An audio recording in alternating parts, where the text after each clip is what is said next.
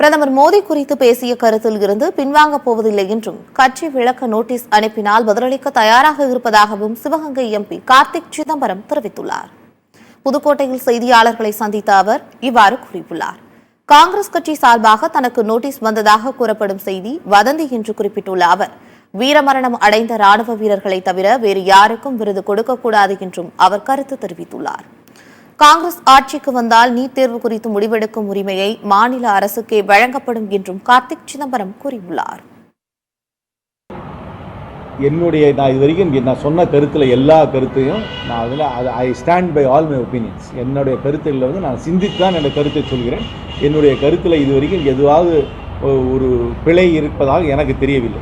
இரண்டாவது, எனக்கு யாரிடம் இருந்தும் நோட்டீஸ் வரவில்லை. இது தெளிவாக சொல்லிடுறேன். நோட்டீஸ் வந்ததா செய்தி தான் வந்துச்சு. சரி, அப்படியே நோட்டீஸ் வந்துருந்தால் நான் பதில் கொடுத்துருக்கணும்ல, அது ஒரு செய்தியாக வந்துருக்கணும்ல. அதனால் நோட்டீஸ் வரவே இல்லை.